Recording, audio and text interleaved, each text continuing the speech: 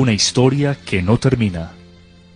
Era el miércoles 12 de mayo de 1937, cuando Axel Werner Larsen descendió del barco en Puerto Colombia, dando así comienzo a una de las historias más fascinantes, el nacimiento y desarrollo de la Iglesia Pentecostal Unida de Colombia.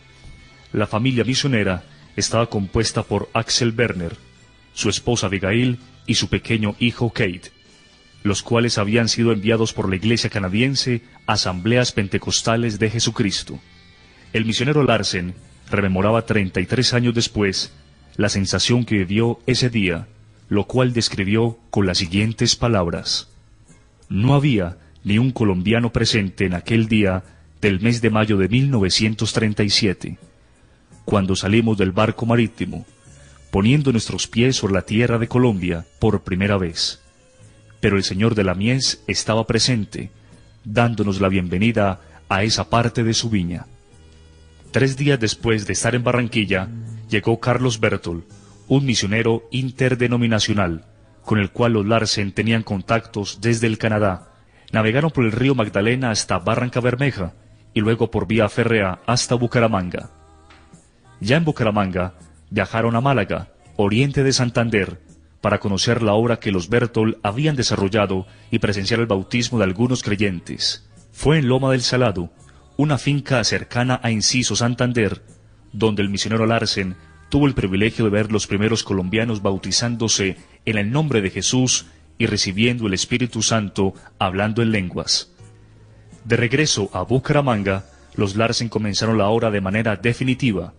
La ciudad de los parques se convirtió en su nuevo hogar y la plaza central en el primer escenario de evangelización. Una mesita, unas pocas Biblias y un hombre alto, delgado, de aspecto nórdico, comenzó a ofrecer Nuevos Testamentos y Biblias a los transeúntes. La hermana Abigail reunía los sábados a un grupo de niños para enseñarles la palabra de Dios y cánticos. Amelia Tobito fue la primera bautizada en el nombre de Jesús. Las primicias de la obra. ¡Qué alegría! Meses después, algo intempestivo sucedió. La hermana Abigail tuvo complicaciones en su embarazo, hasta que finalmente murió afectada por la eclampsia al dar a luz una niña. Larsen, con mucho dolor, sepultó a la misionera que vino a dejar su corazón en Colombia, como lo había deseado. Yo sé que mi Redentor vive, figura en su epitafio. El misionero quedó con un niño de 2 años y medio y una recién nacida, sumido en la soledad y en la tristeza, en un país hostil a su labor y donde prácticamente no conocía a nadie. Del Canadá le enviaron un mensaje diciéndole que regresara, pero él, convencido de su llamado, envió otro diciendo: ha caído un soldado, manden refuerzos. Has terminado tu carrera, has guardado la fe, estas palabras quiero oír. Después de esa difícil prueba, comenzaron a asistir algunas personas, entre ellas la familia Blanco, los niños Campo Elías y Jorge, su madre Emilia y sus demás hermanos. El 8 de diciembre de 1940, el misionero Larsen bautizó a Campo Elías Bernal, de 12 años, y a Jorge Blanco, de 10. También a María Duque, Lucía Hernández y Fayeta Cornelia Bernard, una misionera bautista que en su trabajo interdenominacional con los Bertol había recibido la revelación del nombre. 8 días después, Axel Werner y Fayeta Cornelia contrajeron matrimonio. A fines de 1941 llegó James Elmer Ball con su familia para atender la obra. Los Ball trabajaron 11 años en Bucaramanga y luego regresaron a los Estados Unidos.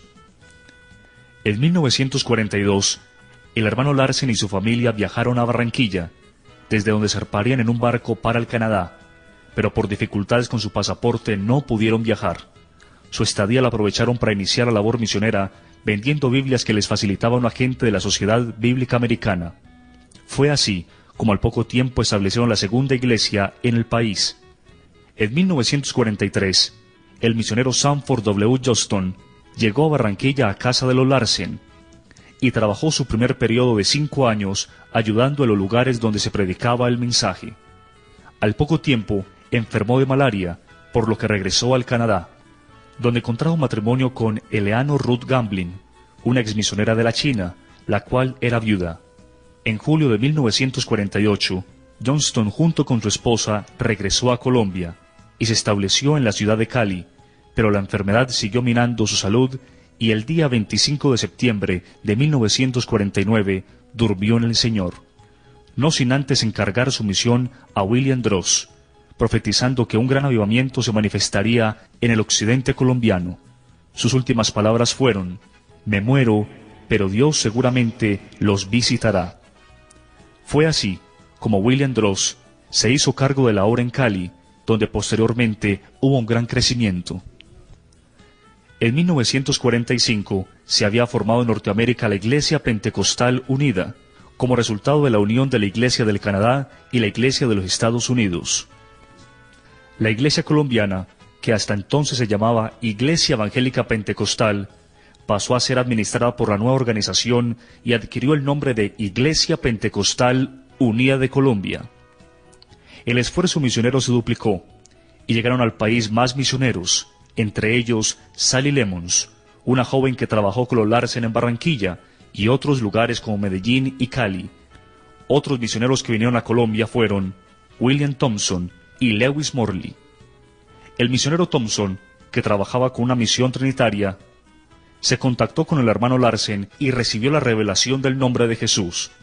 Por tal razón, viajó a Inglaterra, donde renunció a la misión trinitaria, fue bautizado en el nombre de Jesús y regresó a Colombia a trabajar bajo la supervisión del hermano Larsen por un tiempo. Después fue enviado a Bucaramanga para recibir la iglesia que entregaba el hermano Ball, el cual regresaba a su tierra. Thompson también realizó una gran labor en Bogotá y en los Llanos Orientales. Lewis Morley vino a trabajar inicialmente como misionero a Venezuela en el año de 1957. Luego vino a Colombia a colaborar con el hermano Larsen y conoció a la señorita Sally Lemons. En 1958 contrajeron matrimonio y después de trabajar en Barranquilla un tiempo, fueron enviados al interior del país, Pereira, Cali y Palmira. Comenzando los años 50, el Evangelio se enfrentó al reto de la guerra fratricida y la intolerancia religiosa. Se presentaron hechos de persecución en el norte del Valle del Cauca, como fue la muerte de varios hermanos en La Morena y Tesorito. La sangre de los mártires se convirtió en semilla que produjo una gran cosecha. La persecución produjo un efecto aleccionador, pues los creyentes que se desplazaban de un lugar a otro, por razón de trabajo, persecución u otros, llegaban a nuevos lugares sembrando la semilla del Evangelio. La obra se consolidó en las ciudades más importantes, estableciéndose cada una de ellas como eje de expansión del Evangelio a ciudades intermedias, pequeñas y zonas rurales. Estas ciudades, en orden cronológico, en cuanto al establecimiento de la obra fueron: Bucaramanga, 1937, Barranquilla, 1942, Cali, 1948, Medellín, 1950, Bogotá, 1954. La iglesia al principio estaba distribuida en regiones. Estas se establecieron casi naturalmente y bajo el criterio de los misioneros, quienes además conformaban el concilio misionero.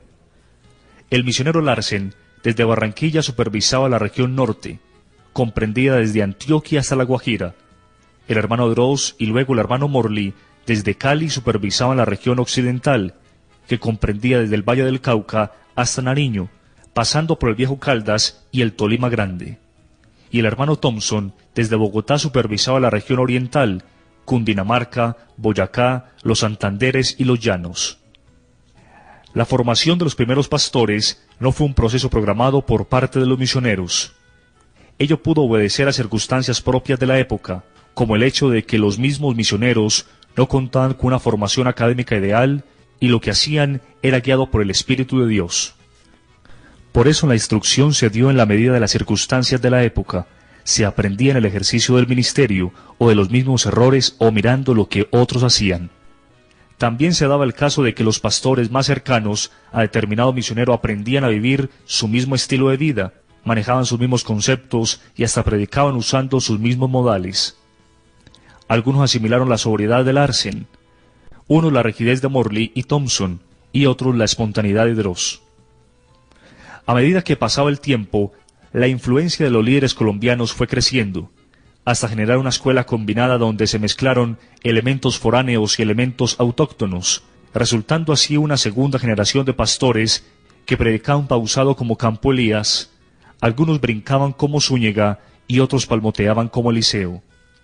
Los primeros pastores colombianos que participaron en cargos administrativos fueron Campo Elías Bernal como presbítero, Mario Cadavid como tesorero nacional y Manuel Ospina como secretario.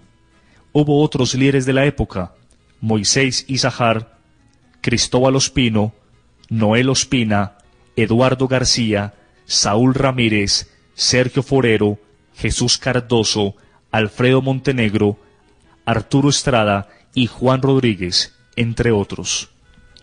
En 1967, y por disposición de la iglesia de quien dependían los misioneros, la Iglesia Pentecostal Unida de Colombia obtuvo su autonomía administrativa, la cual fue entre sus causas el resultado de la separación de las dos iglesias de Norteamérica. Dentro de la propuesta de autonomía traída por los dirigentes de la Iglesia Pentecostal Unida Internacional, con sede en San Luis, Missouri, Estados Unidos, se acordó que los nuevos directivos deberían ser colombianos y los misioneros quedarían como consejeros, pero no tendrían incidencia de la administración de la obra nacional. El hermano Larsen había renunciado a la membresía de la Iglesia de los Estados Unidos y, aunque no estaba del todo de acuerdo con la nacionalización, aceptó su papel de consejero y continuó apoyando a la Iglesia colombiana hasta el final de sus días. Los misioneros Thompson y Morley decidieron renunciar a la membresía de la Iglesia Pentecostal Unida de Colombia en marzo de 1969, y de esta manera trabajar en forma directa con la Iglesia de los Estados Unidos. Surgió entonces en Colombia otra organización llamada Iglesia Pentecostés Unida Internacional. Por su parte, los dirigentes nacionales asumieron el reto de la autonomía con mucha responsabilidad, de tal manera que las siguientes décadas fueron de gran crecimiento. En la década de los 70 se hicieron varias reformas administrativas a razón del crecimiento de la Iglesia. Nació el consistorio de ancianos. Las regiones fueron divididas en distritos, los cuales quedaron bajo la dirección de los supervisores y presbíteros. Los supervisores no siguieron siendo miembros del consistorio, el cual se redujo a 7 miembros. Ya en la historia reciente el consistorio de ancianos fue aumentado a 9 miembros, insertando un director de obra social y un director de educación cristiana. El consistorio de ancianos es elegido por la Asamblea de Pastores, la cual se reúne cada año para considerar los asuntos administrativos, legales y económicos de la Iglesia. La Iglesia ha tenido los siguientes presidentes: Axel Werner Larsen, Domingo Zúñiga, Campo Elías Bernal, Eliseo Duarte, Noel Ospina, Octavio Valencia, Reinel Galvis y Álvaro Torres.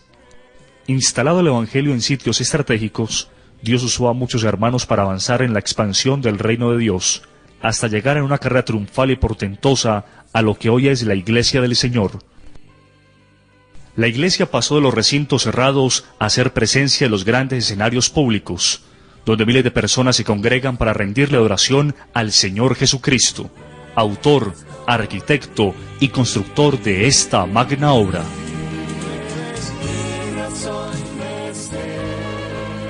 Eres la luz de mi existir, eres el sol que